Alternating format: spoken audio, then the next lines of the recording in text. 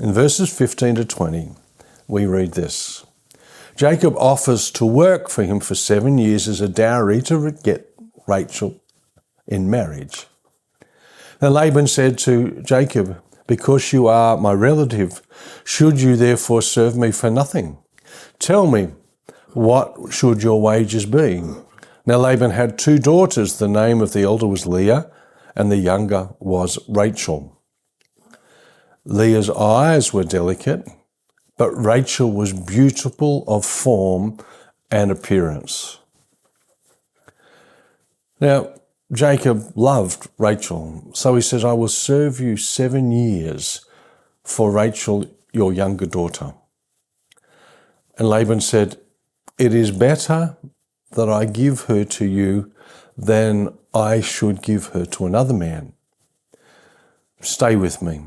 So Jacob served 7 years for Rachel, and they seemed only a few days to him because of the love he had for her. Interesting question, isn't it? What should your wages be? With these words, Laban let Jacob know if he wanted to remain with them, he must stay as a hired servant. Jacob was the son of a man of tremendous wealth. Certainly he was not lazy, but he probably wasn't accustomed to the kind of hard work that was expected. Servants did the hard work back home, and now Jacob was in that category. Not the heir to the place, but a servant. And Jacob's reaction in this situation reveals much of his character. This just demonstrates the principle that a person often doesn't know what kind of servant they are until others treat them like a servant. It says there too that now Jacob loved Rachel. Not only was Rachel beautiful of form and appearance, but she also was the first friendly face Jacob had met in the area. It is understandable why he had a love at first sight and at first attachment to Rachel. Notice it says here, it's interesting how it comes up with this next bit, Leah's eyes were delicate. There is some dispute as to what exactly this phrase means. Some think it means her eyes were bad and that she couldn't see well. Others think that her eyes were dull, not beautiful, and full of life like a sister. We're really not sure.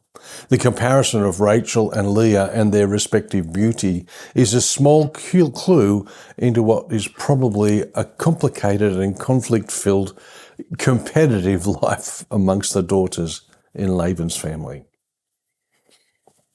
It says here too that I will serve you for 7 years for Rachel, your younger daughter. He's very specific about that. The offer to work for 7 years was essentially a dowry. Though Jacob came from a family of great wealth, he left home with little money.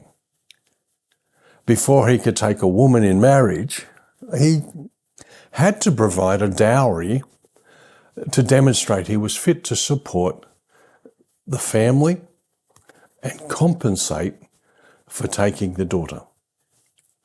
That's what he did. And 7 years was a very generous offer, far above a normal dowry. Jacob didn't want to risk refusal. When Uncle Laban saw how greatly Jacob desired Rachel, he knew he could take advantage of his nephew. Notice it says here too, there seemed only a few days to him because of the love he had for her. We notice the great love had already developed, and 7 years of labour without pay, except for food and board, seemed to pass quickly as a few days did. In this ancient culture, Jacob was not allowed to spend as much time as he wanted with Rachel. There were strict social guidelines, and that had to separate unmarried women and unmarried men. This clearly demonstrates an important principle that true love waits. Jacob was willing to wait 7 years for Rachel. Yeah. The story is going to have a twisted plot to it, and we'll have a look at that next week.